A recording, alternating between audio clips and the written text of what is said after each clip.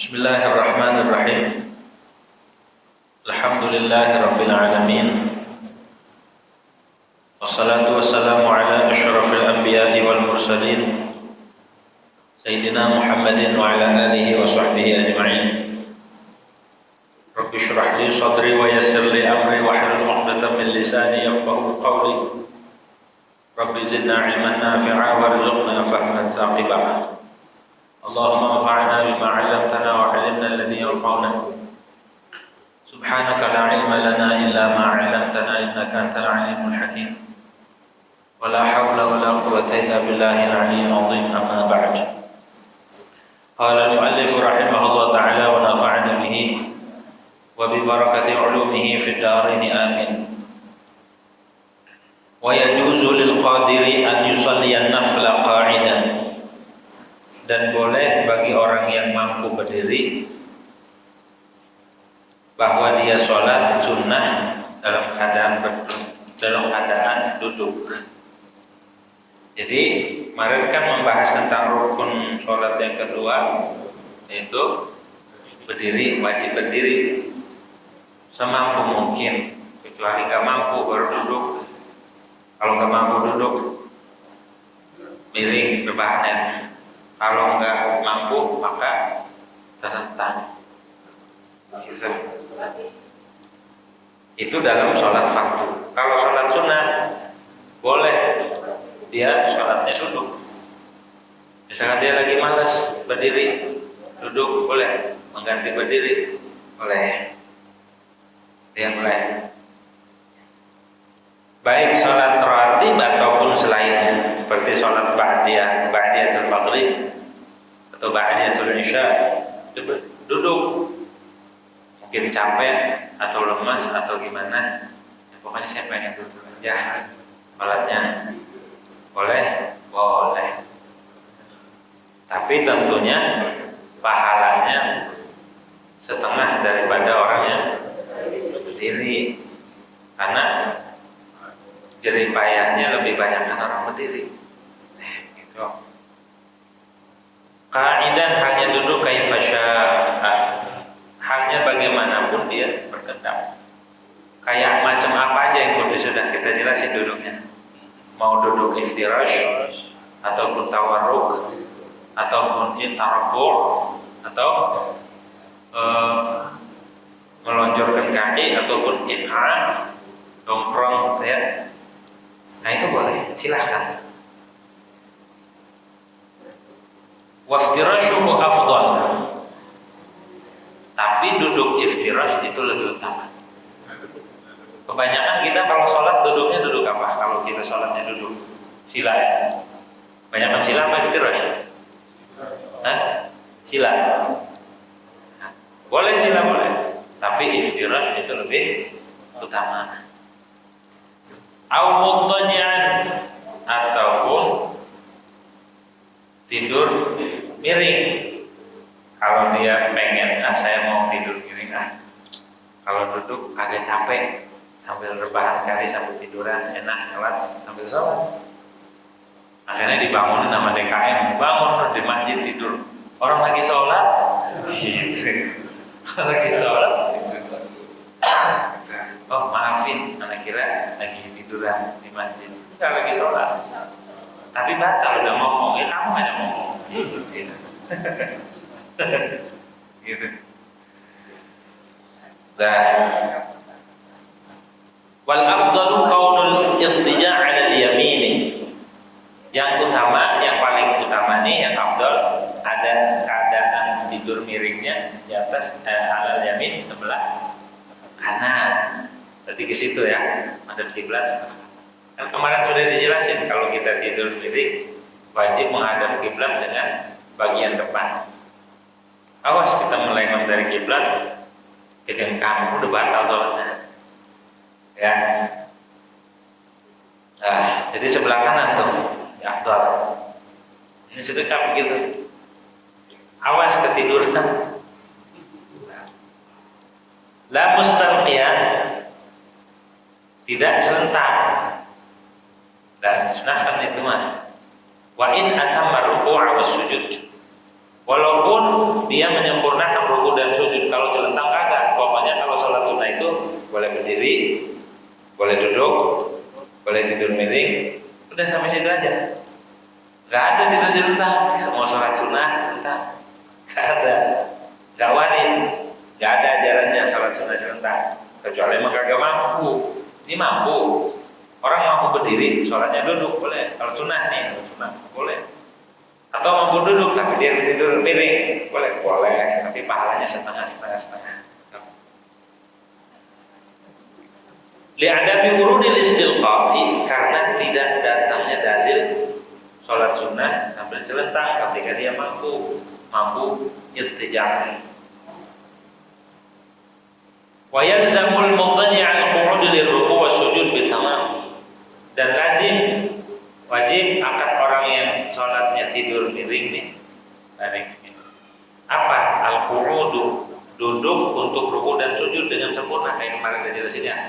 Kalau kita sholatnya tidur miring, ketika ruku ya bangun duduk, condongin ke depan waktu ruku, tidaknya normal, sujudnya normal juga.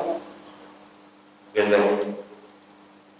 Malas amat ya sholat sunnah begini. Capek katanya, habis mikul batu seton, gitu ya, malas. Emang apa? Habis diomelin bini di rumah, jadi tidur di masjid sambil sholat. Gitu. Mending ya, sambil sholat begitu. Jadi kalau ada masalah apapun sholat. Rasulullah itu kalau ngajarin keluarganya, anak bininya, terutama istri-istrinya, ngajarin kalau ada sesuatu masalah sholat.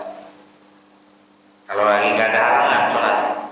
Kita pun sama, kalau kita nih kayaknya sumpah banget, sempit banget, perasaan ada apa ini ya, gelisah banget, perasaan hati gak enak, langsung ambil air wudhu, sholat 2 rakaat. Barangkali ada sesuatu urusan atau masalah yang kita nggak sadar. Sholat, insya Allah akan ketemu jalan keluar. Kalau nggak ketemu jalan keluar, cari jalan masuk. Ya, kalau kita nggak ketemu jalan keluar, cari jalan masuk. Kemana ada jalan masuk dari mana? Gitu. Nah, gitu ya. Pokoknya kalau sudah sholat, urusan tuh langsung aja dibukakan sama Allah Subhanahu. Habis sholat istighfar. Gitu. Orang-orang sholat itu gitu. Kalau ada masalah langsung ke Allah. Bukan curhat di medsos ataupun curhatnya nge-live TikTok. Masalah pribadi di publik. Nggak boleh, tutupin masalah pribadi. Jangan lumbar-lumbar. Kalau bisa mungkin tutupin yang rapat. Jangan sampai orang pada tahu. Begitu rapat-rapat. Nah, gitu ya. Cukup sama Allah aja, ngomongnya. Cukup kalau Allah curhatnya, gitu ya. Karena di akhir zaman kita ini ketiadaan teman yang benar-benar amanah. Di akhir zaman nih, nyari teman yang amanah itu susah. Pengen curhat, misalkan ibu, kok sini kok ada apa? Nangis aja pengen curhat. Jangan bilang-bilang ya, enggak. Udah itu mah nanti bilang-bilang ke temennya, dibilang semalam Panu curhat gini. Tapi ini jangan bilang-bilang, terus aja gitu. Jangan bilang-bilang, sambung akhirnya dibilangin. Kenapa? Karena di akhir zaman itu tidak ada yang amanah. Maka satu-satunya tempat buat curhat kita hanya Allah Subhanahu wa Ta'ala, sang pemberi solusi. Ya, kalau kita lagi sedih baca La ilaha illa anta subhanaka inni kuntu minal. Berapa kali? 40 kali. Kalau kita disumpah banget, baca aja sambil duduk. La ilaha illa anta subhanaka inni kuntu minal zalimin. La ilaha illa anta subhanaka inni kuntu minal zalimin. Tuh, begitu tuh. Kalau kita ada masalah nih, atau kita lagi sakit tuh, pokoknya ada masalah pribadi atau masalah batin atau zahir, baca itu la ilaha illa anta subhanaka inni kuntu minadh dhalimin. La ilaha illa anta subhanaka inni. Itu namanya doa akhir. Tasbihnya Nabi Yunus Ketika Nabi Yunus berada di perut ikan apa? Nun. Ikan nun. Nabi Yunus hidup dengan tasbihnya. Jadi gelapnya perut ikan nun tidak menghalangi Nabi Yunus Yunus bin Matta untuk terhubung dengan Allah Subhanahu wa taala. Dalam keadaan terhimpit dalam perut ikan tetap ada. Gitu. Karena apa? Karena Nabi Yunus terhubung dengan Allah Subhanahu. Jadi kalau ada masalah langsung terhubung dengan Allah Subhanahu wa taala. Kayak kalau orang kebakaran yang dihubungin siapa? Pemadam kebakaran kan? Nah, ya kan? Yang dihubungin. Kalau ada kebakaran, kenapa begitu? Karena dia ahlinya. Kalau kita punya masalah, serahkan kepada yang ahlinya. Siapa ahlinya yang menghilangkan masalah? Hanya Allah semata. Curhat ke manusia menambah pusing, yang dicurhatin malah lagi pusing juga. Ayo dah, kita nangis sekarang dong. Yuk, gitu. Yuk. Kalau manusia begitu. Tapi kalau ke Allah emang itu yang tepat. Kalau kita punya masalah, udah. Walaupun sambil duduk, tangan, jari, ini kita berzikir. Ya hayyukum la ilaha boleh, atau la ilaha illa anta subhanaka inni kuntu minadh boleh. Gitu. Biar terhindar daripada atau masalah kita menjadi ringan, di hati tenang. Setiap kita pasti punya masalah, benar nggak? Betul nggak? Betul. Kalau orang kagak punya masalah berarti bukan orang yang hidup itu. Pokoknya setiap orang hidup pasti punya masalah. Gitu. Gak bisa kita ya Allah jangan kasih saya masalah, gak bakal. Orang hidup itu resikonya beriringan sampai ujian, sampai kapan? Orang hidup. Nah, bagaimana cara kita menata hati? Ada yang bisa ngelola hati ini, memanage. Jadi masalah apapun bisa diterima. Enggak pengaruh. Ridho sebutnya. Ini nih yang susah. Tidak semua umat Islam, tidak semua orang yang beriman mempunyai sifat ridho dengan qada Allah. Padahal kalau dia ujian nih, sebutkan rukun iman, pasti nilainya 100. Tapi giliran prakteknya,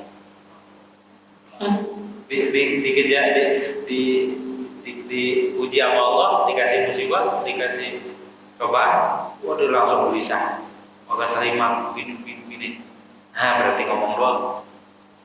Begitu banyak kan. Orang yang hatinya sempit, masalah kecil aja digede-gedein, benar nggak?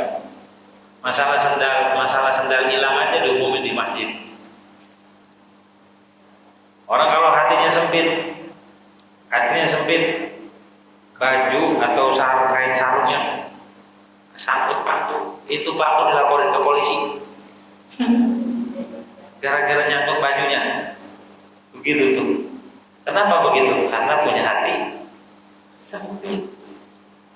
Nggak terima dia dengan ketetapan Allah Subhanahu wa taala. Tapi kalau yang hatinya luas, apa aja masalahnya nggak akan gampang terpengaruh. Nggak gampang baper. Nggak gampang sakit hati. Kenapa? Karena dia ridho. Kan kita mengucapkan la ilaha illallah nggak? Hah? Kita sering nggak mengucapkan la ilaha illallah? Baik, artinya apa? Artinya tiada Tuhan. Berarti yang Tuhan itu hanya Allah. Nah, yang menciptakan seluruh alam semesta siapa? Ada nggak Tuhan selain Allah? Nggak ada kan? Oke. Kita udah konsekuensi nih ketika kita mengucapkan la ilaha illallah. Berarti apapun yang terjadi di alam semesta, ciptaan Allah nih, mau baik mau buruk, yang nyiptain siapa? Yang nyiptain siapa? Allah. Begitupun permasalahan kita yang nyiptain siapa? Allah. Gak ada Tuhan selain Allah kan yang nyiptain masalah. Tapi kenapa ketika ada Allah seolah-olah kita lupa dengan ucapan kita la ilaha illallah, katanya itu bilang nggak ada Tuhan kecuali Allah, dan itu terima Tuhan itu Allah, dan Allah itu menciptakan baik dan buruknya. Tapi gilirannya seolah-olah ini nggak terima, seolah-olah ini bukan begini Allah, jangan begini, seolah-olah begitu protes. Jadi omongan kita la ilaha illallahnya bohong berarti. Hanya di mulut belum praktek. Ngomong la ilaha illallah dikejar sendalnya hilang, ngomel-ngomel. Ngomong la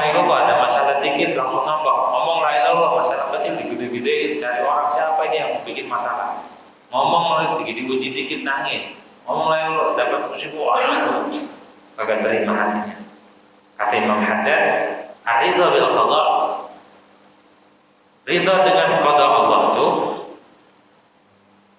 yantafi ma'ahul inqirad Allah, maka menghilangkan, membantah, menentang, tidak terima terhadap Allah. Kalau di hati kita sudah tertanam ridho, tidak semua orang Islam, tidak semua orang beriman di hatinya ridho. Banyak lihat periksa orang, tapi gila masalah dikit tawuran, masalah dikit keluarga antara keluarga pecah, masalah kecil suami istri berantem, masalah kecil rumah tangga jadi berantakan. Kenapa? Karena tidak memiliki sifat ridho. Ridho dengan ketentuan. Orang kalau sudah ridho dengan qada Allah dan dia yakin bahwa segala yang menciptakan segala masalah ini hanya Allah, yang memposisikan kita begini Allah. Misalkan diuji dalam hal ekonomi, siapa yang menguji Allah? Nggak akan jadi masalah, terima. Udah mungkin udah lagi ketetapannya begini. Lagi untung, alhamdulillah. Lagi rugi, ya orang udah ditetapkan begini, gimana? Terima nggak terima, ujian akan tetap datang dan terjadi. Maka sikap kita bagaimana biar hati ditenang, caranya adalah menerima. Tidak semua orang yang rajin sholatnya ketika diuji dia terima. Banyak sholatnya rajin, zikirnya rajin, wiridnya rajin, ketika ada masalah ngamuk, gelas ditendang. Begitu tuh, berarti ini orang belum tertanam di hatinya ridho dengan Allah. Kalau sudah ridho, maka enak hidup. Masalah gede aja jadi kecil. Tuh, kehebatan ridho dengan Allah. Masalah besar dia menghadapi masalah luar biasa. Tapi karena dia melihat bukan orang dan makhluk, dilihat adalah ketetapan Allah. Berarti Allah lagi apa? Lagi mencintai seorang hamba. Allah kalau mencintai seorang hamba, maka diuji. Tidak ahabballahu 'abdan ibtalahu. Kalau Allah itu mencintai seorang hambanya, maka Allah uji. Jadi ketika ujian datang, ingat itu semuanya adalah kasih sayang Allah, cintanya Allah terhadap kita. Kalau bapak-bapak diucapin nama istrinya kata-kata romantis, kata-kata cinta sama istrinya, gimana? Marah apa senang? Senang nggak? Ibu-ibu juga kalau diucapin nama suaminya, dikatakan I love you atau sebagainya, senang nggak Bu? Senang nggak? Enggak katanya. Senang ya? Senang sampai terbang. Orang mau tidur diucapin lagi, sampai keluar sayap terbang. Senang kan? Ketika kita diungkapkan rasa cinta oleh makhluk, ada makhluk mengungkapkan rasa cinta kepada kita senang. Tapi kenapa ketika Allah mengungkapkan rasa cinta dengan ujiannya kita nggak senang? Berarti sebenarnya ujian itu adalah ungkapan rasa cinta Allah yang sulit kita pahami. Tapi kalau orang sudah tertanam sifat ridho dalam hati, menerima sama ketetapan Allah baik dan buruk, maka dia tersenyum menghadapi masalah, menghadapi ujian, senyum aja. Tapi bukan orang gila ya, senyum aja. Bukan orang gila, maksudnya hatinya tenang. Tuh, begitu maksudnya. Jadi kalau ada masalah apapun, kuncinya apa? Ridho. Ada orang diuji sedikit aja, diuji yang mulut sedikit tuh, karena hatinya belum siap, langsung stres, depresi dan lain sebagainya. Lompatnya bukan dari lantai, tapi lompatnya dari jendela keluar. Begitu itu orang yang cemen kecil. Makanya belajar tentang hati itu penting, bahkan fardu ain kata Imam Al-Ghazali. Begitu. Nah, ya. Jadi kita kalau ada masalah ke Allah, balikin segala sesuatu ke Allah, tenang. Ya. Nah, lakin thawabul qa'idi nisfu thawabil qa'imi, akan tetapi pahalanya orang yang sholat duduk itu setengah pahalanya orang yang sholat berdiri. Kalau orang sholat berdiri 100, kalau orang sholat berdiri 100, berarti ketika duduk dapatnya 50. Gitu. Wa sawabul mudtaj'i' mislu sawabil qa'id. Dan pahalanya orang yang tidur miring itu setengah pahala orang yang sholat duduk. Kalau sholat duduk jadi 50 berarti setengahnya 25. Nah, wahada fil qadiri, ini yang pahalanya setengah-setengah itu buat orang yang mampu. Wa fi ghairi nabiyina Muhammadin sallallahu alaihi wasallam, dan pada selain Nabi kita Muhammad sallallahu alaihi wasallam. Kalau Nabi Muhammad mau sholatnya duduk bersama aja. Kalau orang kagak mampu, memang dia kagak mampu berdiri, dia sholat sunnahnya duduk, sama berarti sama dengan berdiri, itu maksudnya. Kalau Nabi Muhammad SAW itu khususnya Nabi mah mau sakarat lagi sakitnya aja, pas menjelang ajalnya tetap Nabi itu masih sholat, nyempetin sholat. Nabi itu sampai dituntun, digopong sampai Sayyidina Ali. Begitu tuh Nabi itu saking pentingnya sholatnya, saking nikmatnya sholat. Kenapa? Karena ketenangan Nabi itu adanya di sholat. Wa ju'ilat qurratu 'aini bis sholat. Dan dijadikan ketenangan jiwaku adanya di sholat. Jadi kalau pengen dapatin ketenangan, udah sholat pun belum tenang-tenang, berarti ada masalah di dalam sholat itu. Apakah di wudhunya, apakah di syarat sholatnya, apakah di rukunnya dari ketiga yang gak ketahuan. Makanya belajar tentang syarat rukun sholat itu wajib buat wajib. Karena takut ada yang ditinggal. Kalau ditinggal mengefek. Kalau sholatnya berantakan, kehidupannya berantakan. Jadi patokan kehidupan kita itu adanya kalau sholatnya udah betul sesuai dengan tuntunan Rasulullah SAW, maka ke bawah pulang santun di jalan, ke bawah ngefek pokoknya. Kayak orang habis main di toko minyak wangi, di kios, kan semerbak tuh harum, pulang wangi nggak? Nempel kan? Nempel. Begitu pula kita ketika habis terhubung dengan Allah Subhanahu wa Ta'ala melalui ibadah-ibadah kita, kalau benar-benar kita sidik di dalam ibadah, maka ke bawah efeknya. Yang dulunya temperamen jadi lembut banget. Dulu galak banget, pas habisnya lembut. Tuh berarti ngefek. Kenapa? Karena di dalam Quran dikatakan inna sholata tanha 'anil fahsya'i wal munkar. Sesungguhnya sholat itu mencegah daripada kekejian, dan begitu pula kekejian dan kemungkaran menghalangi sholat. Kalau di dalam perilaku kita, di ucapan kita, di pandangan kita, di hati kita tanpa kemungkaran, itu juga menghalangi kenikmatan sholat, menghalangi untuk semangat di dalam sholat.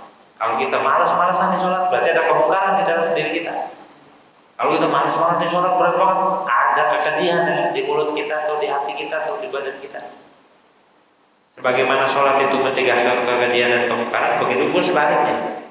Kekejian dan kemungkaran menghalangi orang untuk merasakan nikmat ibadah, untuk merasakan nikmatnya lazat ibadah kepada Allah Subhanahu wa Ta'ala.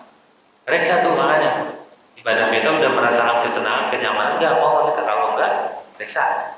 Pasti ada sesuatu.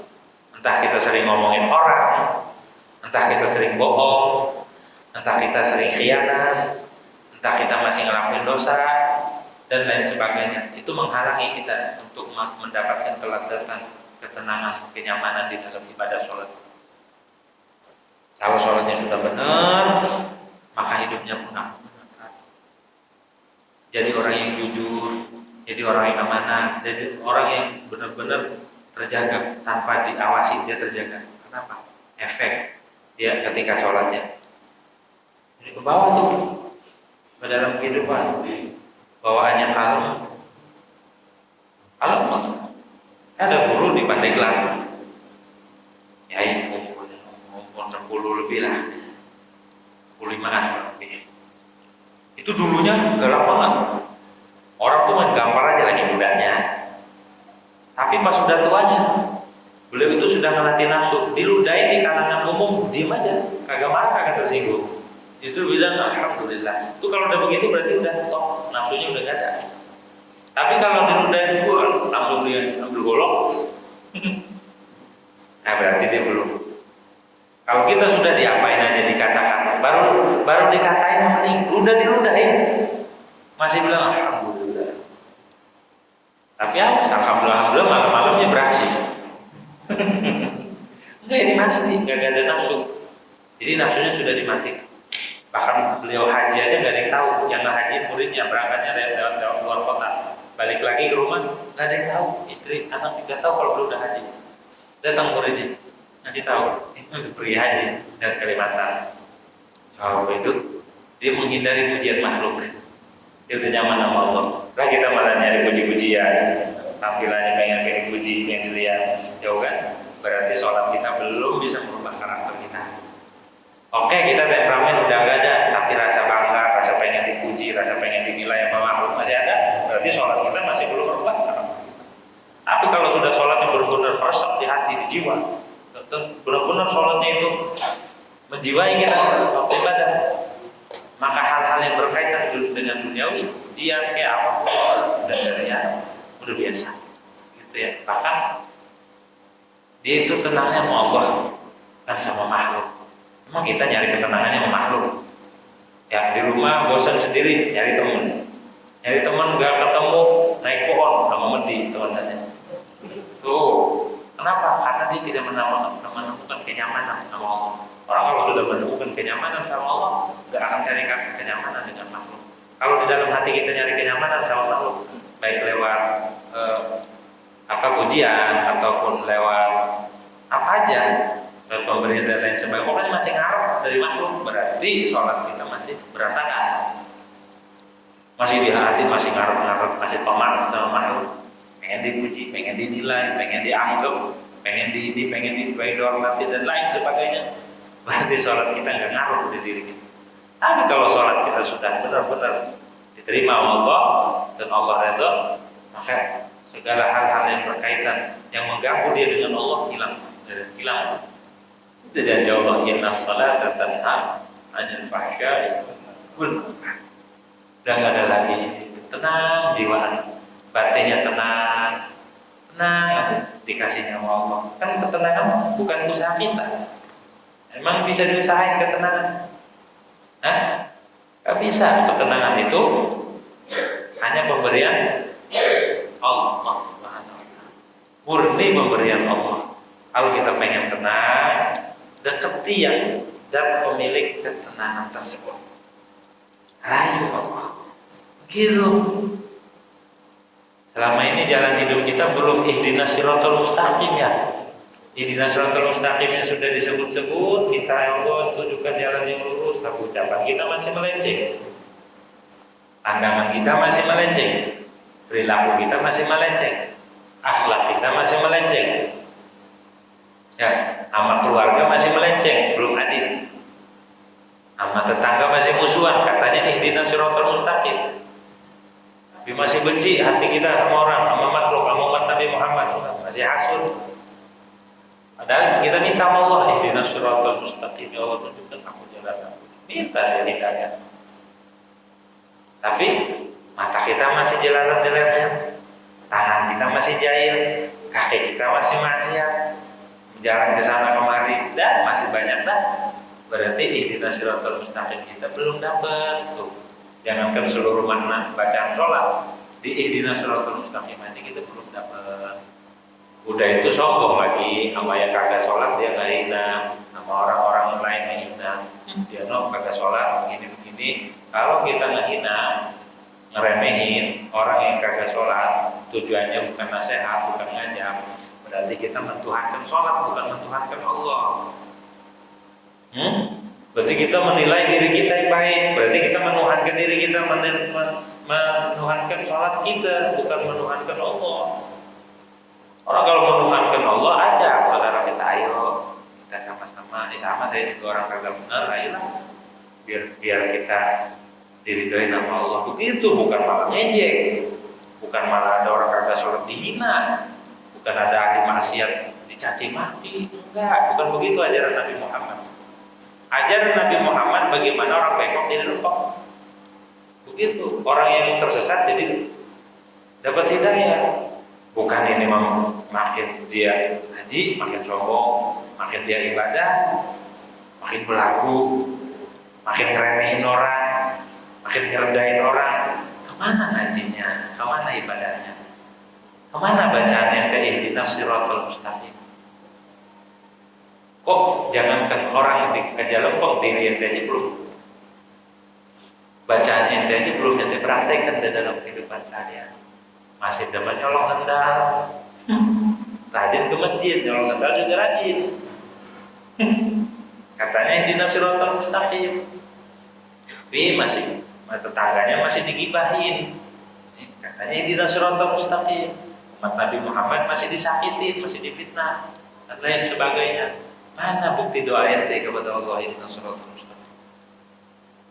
Begitu tuh. Jadi kita renungi, oh iya, ternyata makna sholat kita selama ini belum. Kita sholat cuma begitu doang, gerak-gerak doang, jungkir balik doang.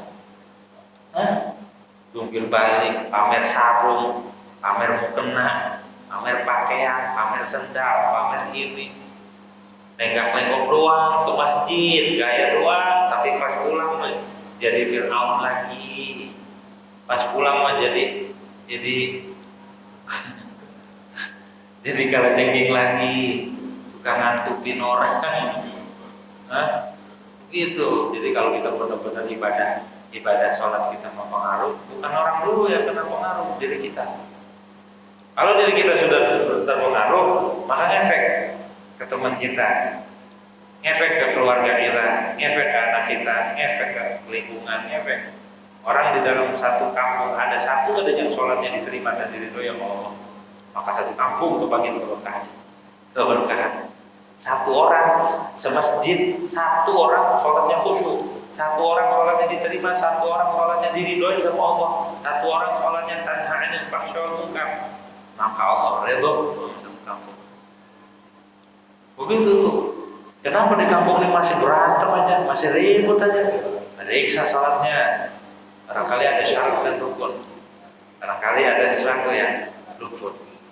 Jangan nyalain orang, jangan cari masalah. Sholat kita periksa, gitu. Maka kita ngaji nih, biar benar-benar sholat kita diridhoi sama Allah Subhanahu wa Ta'ala. Jangan sampai sholat masih galak sama orang.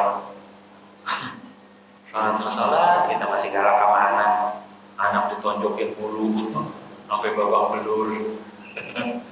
Begitu. Sholat kita masih galak sama bini. Sholat kita masih arogan, mongkar, Masya Allah, masih jauh kita itu. Nggak usah ngomongin surga terlalu jauh, perilaku kita aja tidak mencerminkan hari surga. Ngomongin surga, gitu. Perilaku kita aja,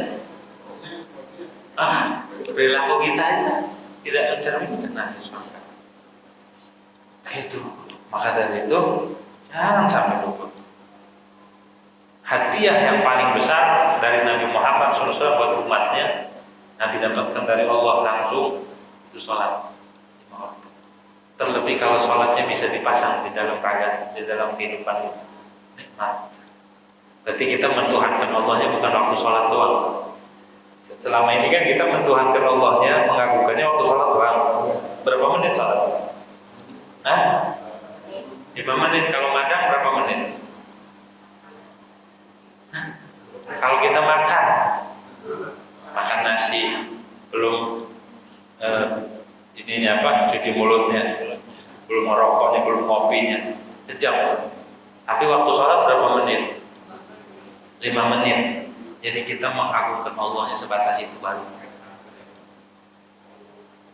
Kita mengagungkan Allahnya, menuhankan Allahnya sebatas itu doang. Selain itu bohongan lagi di luar sholat mah kagak ingat lagi. Seolah-olah Allah bukan Tuhan, seolah-olah Allah nggak paham mendengar, nggak paham melihat. Waktu sholat mah dia benar begitu. Tapi di luar sholat dia jadi ngadep lagi, dia jadi bajingan lagi. Berarti kita menuhankan Allahnya sebatas di dalam sholat saja. Di luar sholat langsung aja kelapa ya. yang galak. Ada orang lewat, negor salah, dari tegur salah. Ketika negor, digampar. Apa lu tukar tegur? Kagak negor, dikata sombong, gampar lagi. Sholatnya merajin, wiridanya rajin, tapi masih galak. Nah, berubah pelan-pelan kita rubahkan dengan ibadah, dengan kajian sholat, dengan rukun sholat, dengan sunnah-sunnahnya ini.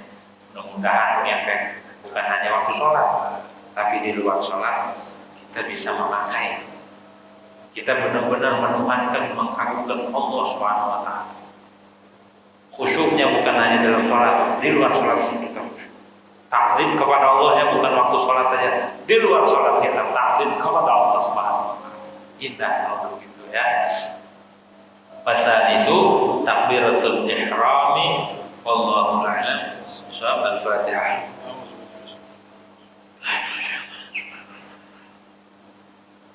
Iya, kenapa?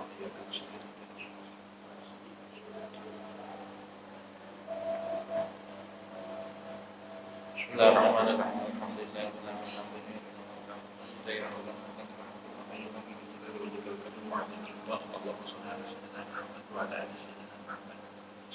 اللهم اقسم لنا من خشيتك ما تحول به بيننا وبين معاصيك وطاعتك وتبلغنا به ومن اليقين ما تهون به علينا مصائب الدنيا ومتعنا اللهم باسمائنا وابصارنا وقوتنا ما احييتنا وارزقنا منا واجعل ثارنا على من ظلمنا وانصرنا على من عادنا ولا تجعل مصيبتنا في ديننا ولا تجعل الدنيا اكبر همنا ولا مبلغ علمنا ولا مبلغ قوتنا ولا تسلط علينا من يخوف ولا يرحمنا اللهم اني اسالك موجبات رحمتك وعزائم رحمتك وسلامة من كل اثم وغنيمة من كل كل مكروه والجنة والنجاة من النار ربنا لا تدع لنا ذنبا الا غفرته ولا هما الا فرجته ولا كربا الا فرجته ولا سعادة ولا عظيما الا عظمته ولا غيبة الا غفرته ولا مريضا الا شفيته ولا حاجة من حوائج الدنيا والاخرة الا قضيتها من الصالحين قضيت ولا تقضي.